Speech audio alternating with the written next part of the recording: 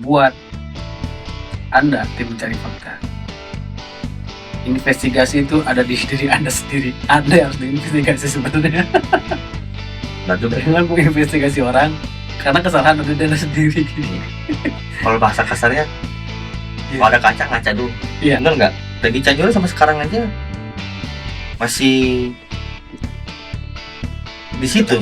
Udah satu Iya. Kalau gue bicara dia masih tenang-tenang aja, gue rasa dia nggak tenang dia. Justru malah yang gue takutkan tuh, ini kan udah tua ya Pak Ete Pasra ini.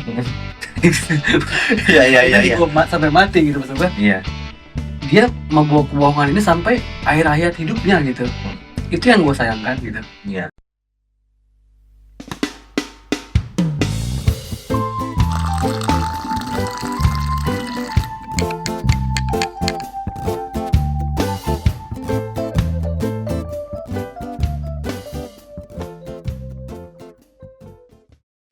Halo teman-teman semua, kembali lagi di Kokang Montai.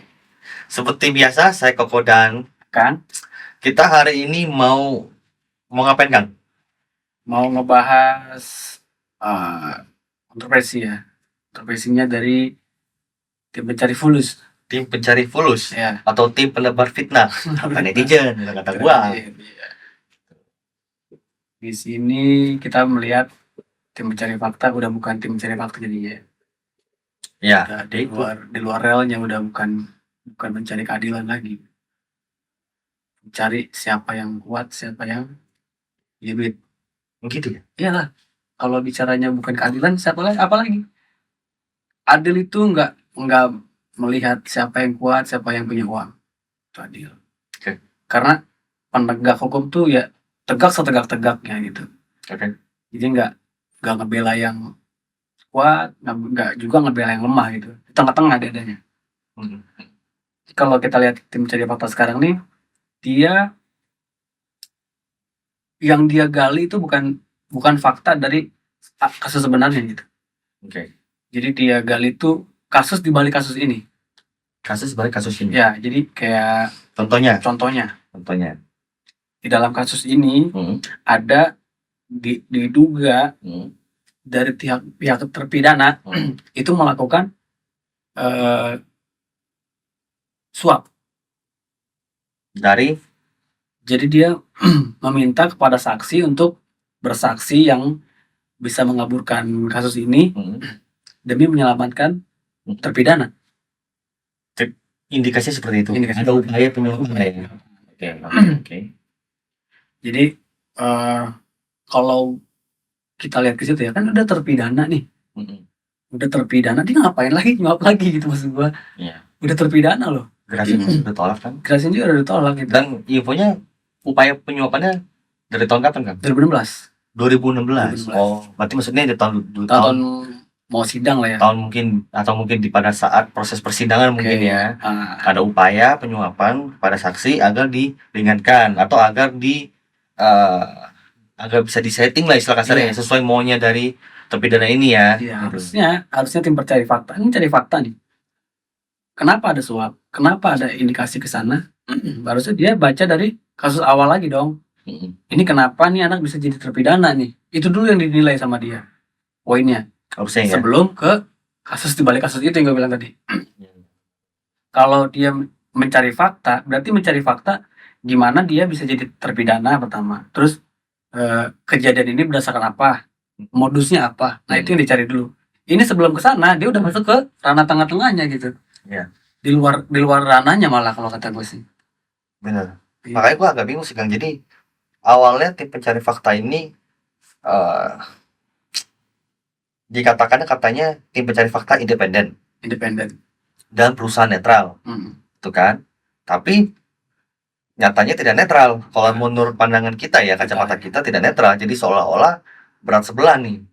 Mereka mau mengatakan kita mencoba netral, bla bla bla bla segala macam. Tapi dari bahasa dia saja sudah tidak menunjukkan dia netral. Iya, betul. Sebenarnya gitu loh. Karena dari rentetan cerita yang akan tadi dibeberkan juga kan sudah jelas ya itu arahnya kemana, sudah jelas juga indikasinya kemana. Jadi janganlah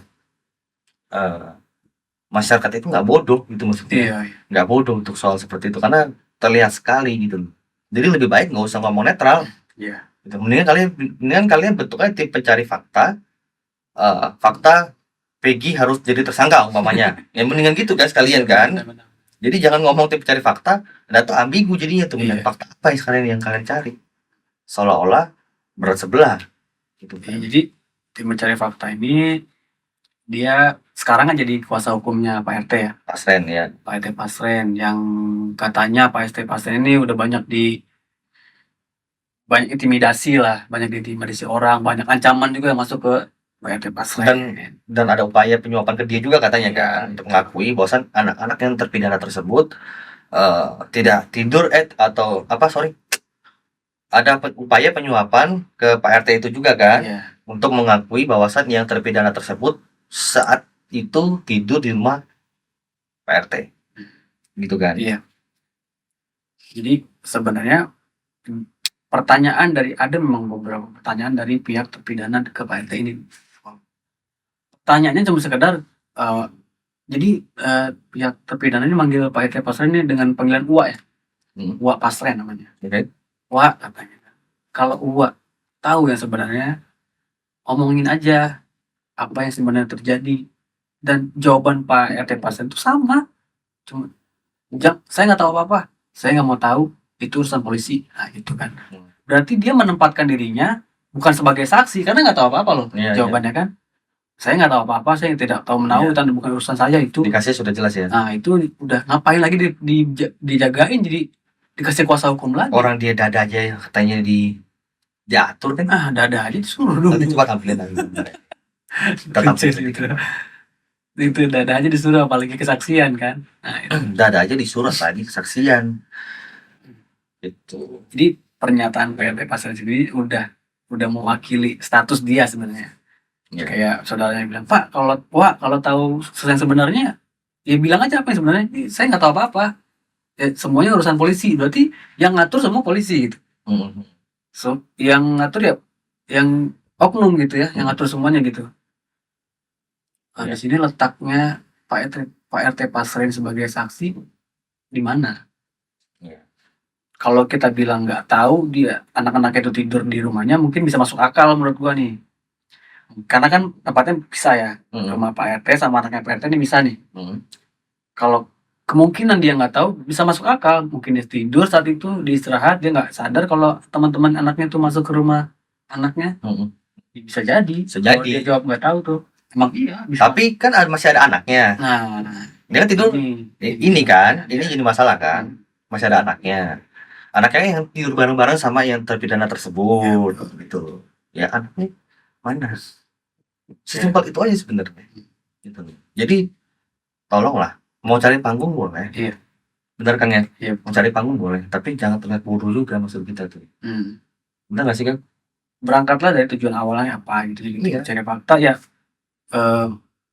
Galilah fakta-fakta yang harus digali gitu. Jangan yang kayak begini naik-naikin lagi. Iya. Segala mau ngelaporin segala lagi. Makanya jadi kita bingung aja sebenarnya, orang ngapain sih gitu. Ya, kita kan sadar gitu nih. Kita lagi sibuknya kemana, dia sibuk sendiri gitu, ngerti nggak sih? Gitu nih, terpidana nih, kita tahu ya, terpidana ini bukan orang-orang yang kemampuan lebih gitu. Iya. Rata-rata orang yang punya ekonomi standar lah ya, mungkin di bawah standar mungkin. Iya. Ekonominya. Bisa jadi. Terus mau disusahin lagi dengan kondisi kayak begini gitu. Yang udah anaknya terpidana, udah menjalani hukuman juga, terus ada dibilang indikasi ada penyuapan, mau dilaporin, dan yang belum tentu kebenarannya juga belum tahu kan, entah dia nyuap atau enggak, ada usaha suap atau pakai apaan juga nyuapnya. Kalau bicara ekonomi standar nih, mau makannya mungkin mikir dulu ya gak buat nyuap kayak gitu. Ada bukti dari mana gitu. Iya. Dan Pak RW juga pernah ngasih kesaksian tentang soal ini ya, soal penyuapan ini. Jadi kondisinya pada saat itu tuh emang orang tua terpidana nyamperin ke rumah Pak RT, ditemani sama Pak RW. Nah si Pak RW ini yang menemukan antara warga terpidana sama Pak RT ini, yang dianggap memberikan kesaksian palsu nih. Dihadapin, si ibu ini nangis sama Pak RT ini. Pak RT ibaratnya gini, Pak RT saya orang susah gitu kan. Kalau anak saya nggak bersalah tolong bantu, itu sebenarnya bukan upaya nyuap ya. Bukan upaya saya berani suap, berani kasih sekian kalau Pak RT ngomong, nah itu suap namanya. Iya. Upaya nyuap ini cuma mengeluh keluh kesah dia diutarakan ke Pak RT dengan kondisi keyakinan kalau anaknya itu nggak bersalah gitu. Oke. Karena ibunya tahu kalau anaknya itu tidur sama Pak RT. Itu bukan upaya suap. Itu disaksikan oleh Pak RW itu ya? Pak RW. Bos sama RW yang menyaksikan di situ ya? Iya. Berarti kan tim pencari fakta ini dia menggali sesuatu nggak ada yang valid gitu. Iya. Tim pencari fakta loh, ini sekelas tim pencari fakta. Maksudnya yang dia gali aja sumbernya sedikit informasinya gitu. Iya, hanya fokus pada sisi dari Pak RT-nya saja. Iya. Harusnya kan seperti kuasa hukumnya Peggy ini, meskipun dia membela Peggy, meskipun saat ini Peggy satu-satu itu tersangka, Iya. tapi mereka mencoba menggali informasi bukan hanya dari Peggy-nya saja, bukan hanya dari yang bersangkutan, benar nggak? Dari sisi-sisi lain loh. Harusnya banyak hal penting untuk digali, kayak tes DNA sperma pertama, terus hasil visum, betul. Itu harus digali tuh, betul. Terus ada lagi itu beredar lagi nih, Eki masih hidup, nah itu harus digali lagi tuh. Banyak yang perlu digali selain itu maksudnya. Ya. Eki itu foto jasadnya berbeda dengan foto aslinya pada saat Eki masih hidup. Iya. Dan akhirnya konten kita kena dolar kuning. Iya benar. Nggak apa-apa, tapi teman-teman ya meskipun nggak dapat apa-apa ya dolar kuning, tapi ya teman-teman dapat informasi, nggak apa-apa. Kita tetap tayangin sih. Ya. Tadi mau kita tag dulu nih. Iya. Cuman jangan lah, biarkan aja. Jadi kita sebelum ada TPF ini berharap ada tim mencari fakta. Cuman yang turun bukan tim mencari fakta ya. Ya, yang turun tim mencari fulus. Tim mencari fulus. Tim pencari fulus atau enggak tim penebar fitnah. Iya. Jatuhnya seperti lagi-lagi kata netizen. Iya. Kata gua. Tapi gue membenarkan. Iya betul. Gue membenarkan. Meskipun kata gua, tapi gue membenarkan gitu loh. Ya kenapa? Karena kinerjanya. Karena kinerjanya seperti itu. Mereka bilang netral. Bullshit lah. Dia bilang netral tapi sikapnya nggak netral ya. Tapi perkataannya tidak netral. Iya betul. Menyudutkan ke satu sisi saja, dan itu pun juga tidak didasari oleh bukti-bukti yang lain gitu loh. Contohnya tadi seperti gue bilang Kang, maksudnya kayak kuasa hukumnya Peggy itu memang membela si Peggy, tapi kan dia juga mencari buktinya bukan hanya dari pengakuan si Peggy. Iya. Contohnya kayak Pak RT nih, Pak RT mengaku saya disuap nih waktu itu nih bla bla bla segala macam. Emang harus saya dengan keterangan itu doang? Kalian tuh langsung percaya kan gitu dong. Iya. Kayak tadi kan si Akang bilang ada Pak RW menyaksikan, dari keluarga terpidana segala macam. Datangkan, cari lagi informasinya gitu dari saksi-saksi tersebut. Iya. Bener nggak? Terus anaknya mana? Kan anak yang tidur bareng sama yang terpidana. Menurut bukan intelijensi ya, maksudnya gue bicaranya menurut analisa gue nih. Analisanya Akang, kacamatanya Akang nih. Kacamata gue nih. Kacamatanya mana? Kacamatanya ketinggalan. Oke. Sebenarnya kalau analisa gue nih, gue yakin banget. Oke. Si Pak RT ini sebenarnya nggak memberikan kesaksian apa-apa tentang ada yang nyuap atau apa. Mungkin. Enggak ya. Berarti ini setup nih. Setup nih. The settingan nih. Settingan. Pokoknya. Lu ikut aja udah. Ikut aja dah. Ente diam aja. Gue yang bikin skrip nih. Ente cukup diam aja. Cukup kalau ada orang yang nanya, dada aja. Dada. Lambaikan tangan di kamera. Gue yakin kayak begitu. Karena mungkin bisa jadi kan suruh dada tuh. Pak RT tuh mungkin ya dalam hatinya mungkin kode SOS ya. Kode SOS saya nyerah gitu. Kan kalau lambaikan tangan kan di kamera pasti nyerah artinya. Iya. Kode SOS tuh. Saya nyerah sebenarnya. Bisa jadi. Itu dalam tekanan bisa jadi kan, kita nggak tahu. Bisa jadi. Cuman supaya nggak terbaca gestur tekanan itu ditaruh anak kecil sebelahnya. Iya, karena berat loh soalnya gini kan. Kalau menurut gua emang gak berat kan. Kalaupun emang gue masih punya keyakinan Pak RT itu bohong. Iya. Tapi kalau Pak RT harus ngomong, anggaplah Pak RT itu berbohong benar. Iya. Terus dia harus ngomong jujur nih. Itu konsekuensinya nggak main-main. Iya. Karena yang masuk itu, buset, itu seumur hidup itu, hukuman mati betul, itu. Betul. Jadi dia juga pasti akan berpikir ulang untuk mencoba jujur gitu loh. Udah keparang basah, mau nggak mau udah terabas aja. Iya. Gitu loh. Tapi kita nggak tahu, bisa jadi jatuh di ending kan kita nggak tahu juga. Iya betul. Jadi kayak udah kepalang gitu, jadi udah bingung juga mungkin. Udah kadung nyebur ya. Iya. Mungkin saat itu dia nggak ngerti apa-apa, mungkin ya diarahkan atau gimana, terus sudah terlanjur berjalan bertahun-tahun, dia pun nggak menyangka ini masalah meledak lagi, bisa dibahas lagi, terus dia bisa ngomong jujur gitu. Jadi yang sudah terpidana ini udah masuk seumur hidup. Iya. Gimana nih? Dia mau ngomong jujur pun juga mungkin nggak berani, mungkin loh ya. Tapi sangat disayangkan kalau ini tuh sampai dibawa mati gitu. Iya, tapi maksudnya gue cuma mencoba menjadi posisinya Pak RT nih. Iya. Mencoba aja maksudnya gitu. Iya. Kira-kira kalau umpamanya gue terjun ngomong memfitnah orang, orang itu harus dihukum seumur hidup gitu kan. Terus bertahun-tahun gue coba melupakan tuh. Terus tiba-tiba timbul lagi nih. Ini kita bicara otak setan ya. Iya betul. Otak setannya aja nih. Terus gue dipaksakan oleh semua penjuru dunia mungkin. Penjuru Mas Indonesia. Ayo dong, kau jujur dong demi gini-gini sama macam. Mati, gue sih pengen jujur, cuma gue jujur kok mati kayak gitu. Jangan gue jujur, gue jeplos ini, malah gue udah istilah kasarnya udah bawa kain kafan gitu kan, istilah kasarnya gitu. Jadi dia mungkin untuk jujur saja takut, mungkin. Tapi nggak itu kan nggak segitunya ya, maksudnya. Tapi akangnya masih belum bisa menerima akal sehat loh dari apa yang bicarakan, karena terlalu tega kalau orang bilang mungkin ya. Masa iya ada orang setega itu gitu. Iya, kalau yang gue takut itu justru malah yang gue takutkan tuh, ini kan udah tua ya Pak RT Pasren ya. Iya. Gue sampai mati gitu maksud gue. Iya. Dia membawa kebohongan ini sampai akhir hayat hidupnya gitu. Itu yang gue sayangkan gitu. Iya. Bekal hidup dia tuh itu yang dia bawa gitu. Apalagi dia udah dianggap dari orang sekitar saat itu kan sepuh ya. Sepuh. Seharusnya kan bisa bijaksana. Seharusnya. Tidak sulit kok mengatakan kejujuran gitu. Tapi kalau sudah kepalang kayak gini mungkin sulit udah untuk berkata jujur kembali gitu kan. Karena ya tadi kita bilang terlanjur basah gitu. Tapi disayangkannya di awal tadi ya kan ya. Kenapa dia harus mengatakan bohong kan? Itu jadi motif juga tuh. Motifnya apa kan gitu? Kenapa dia mesti berbohong? Apa malah ada mungkin ada indikasi penyuapan? Jadi seolah-olah dia disuap sama terpidana nih. Padahal mungkin dia disuap oleh pihak tertentu. Untuk mengatakan hal seperti ini mungkin. Jadi digulingkan faktanya. Dibalikan fakta, playing victim kalau kata orang. Apalagi digoreng sama tim pencari fulus. Ya saat ini kan. Iya. Karena kan aneh kan jadinya kita ini lagi fokus sama perapradilan Peggy mencari fakta tentang kejadian-kejadian seperti ini malah mencari fakta sendiri. Bener sih mencari fakta independen bener. Cuman orang lagi sibuknya apa, dia sibuk sendiri di situ gitu loh sebetulnya. Sebenarnya banyak banget konspirasi di posisi itu. Banyak banget konspirasi sampai orang berpikir nih ini konspirasi adanya di internal Polri sendiri. Contohnya ada gue dengar sebuah berita, ada statement orang yang bilang ini tuh konspirasi untuk menjatuhkan posisi Kapolri sekarang. Jadi banyak yang punya kepentingan di sini gitu.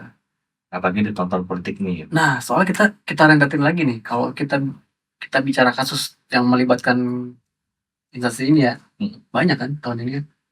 Berentet loh, bertubi-tubi. Jadi memang ada yang sengaja, katanya ada yang sengaja bikin instansi ini turun secara sudut pandang gitu. Bisa jadi bukan hanya sekelas instansi tapi sekelas pemerintahan jatuhnya kan. Hampir global jadinya gitu. Soalnya nggak masuk akal loh. Masa ya sih, aduh. Lu bayangin loh tadi Sambo, terus apa lagi? Teddy Minahasa. Siapa lagi? Terus kasus Timah. Aduh. Itu melibatkan semua itu. Iya. Melibatkan semua. Terus perampokan yang nggak pernah gue denger dari dulu, beneran baru ada sekarang ini. Nah, emang ada sebenarnya di seluruh dunia pasti ada nih. Nah, sih. Yang itu satu konspirasi gitu, salah satu yang gue dengar gitu. Tuh. Bisa jadi gitu loh. Karena pasti ada kepentingan kan. Pasti ada kepentingan apapun itu. Tapi terlepas dari masalah konspirasi tadi, kita saat ini masih mencoba berupaya untuk fokus di kasusnya Vina dan Eki ya. Iya. Ya kan? Karena kasus Vina dan Eki saja sendiri sudah menimbulkan banyak konspirasi kan. Iya, benar nggak? Kayak tadi kita bahas kan si Eki masih hidup lah gitu kan. Terus terlibatan narkoba lah, terus keterlibatan petinggi pejabat petinggi lah gitu kan segala macam. Jadi banyak banget konspirasi. Banyak sangkut pautkan ya. Iya, pergi Cianjur lagi. Iya betul. Bener nggak? Peggy Cianjur sampai sekarang aja masih di situ. Udah status Iya, kalau gue bicara dia masih tenang-tenang aja, gue rasa dia nggak mungkin. Nggak tenang dia. Karena dia masih disurutkan oleh beberapa pihak kan, masih dicurigai gitu. Karena gue bilang tadi demi kebaikan bersama, mendingan dia dipanggil beneran, diperiksa. Mungkin secara mental dia udah kena di sebenarnya si Peggy Cianjur nih. Pastilah bang. Mungkin dia nggak berani keluar rumah ya, sama tuh untuk berkegiatan juga mungkin pikir ya. Betul. Pasti. Makanya.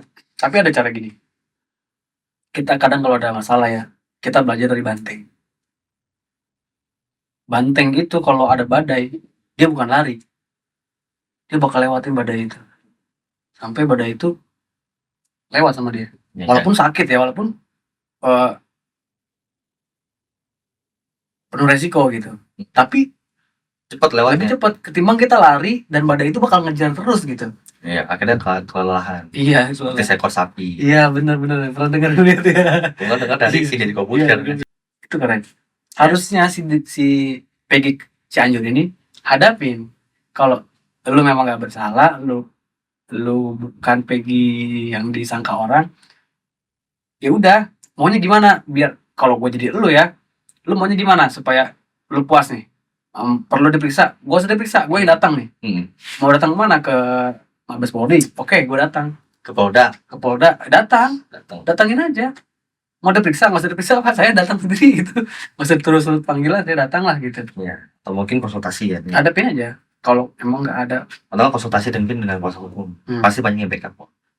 Karena hanya untuk meyakinkan masyarakat gitu loh. Soalnya kan karena kebetulan nama dia ini kan sama identik dengan si Peggy saat itu ditangkap kan. Iya. Meskipun bukan Peggy Perong ya jadinya ya, kita nggak pernah tahu Peggy Perong itu siapa. Tapi yang jelas yang ditangkap ini kan Peggy Setiawan. Nah, Peggy Setiawan ini punya kesamaan nama dengan Peggy Cianjur ini. Peggy Setiawan juga kan. Iya, betul. Dan dia punya nilai plus atau punya poin plus, yaitu dia pernah menjadi anggota klub motor atau geng motor, yaitu Moonraker gitu kan. Makanya itu yang jadikan indikasi atau kecurigaan kita semua. Bisa jadi Peggy ini. Kenapa? Karena kan gini loh, DPO benar namanya Peggy Perong. Betul gitu kan. Yang ditangkap bukan Peggy Perong, Peggy Setiawan.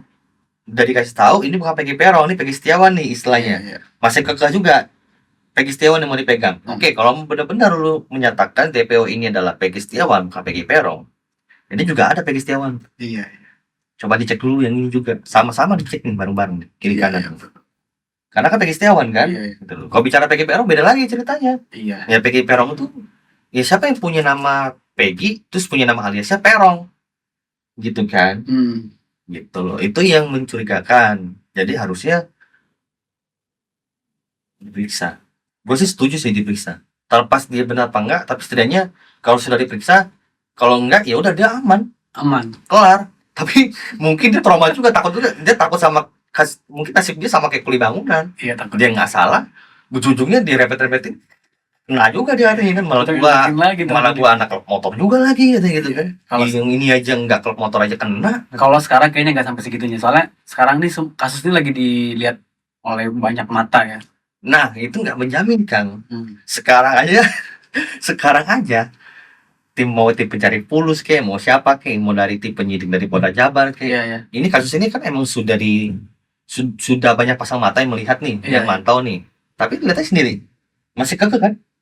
Harusnya kan kalau emang dipantau mereka merasa harus lebih bijak atau segala macam, harusnya Peggy ini dibereskan dong secara cepat gitu loh, tidak memakai egonya mereka tuh untuk memaksakan si Peggy Setiawan ini tersangkanya. Cuman paling enggaknya karena banyak mata yang melihat, nggak ada lagi perlakuan kayak Sakatata lagi.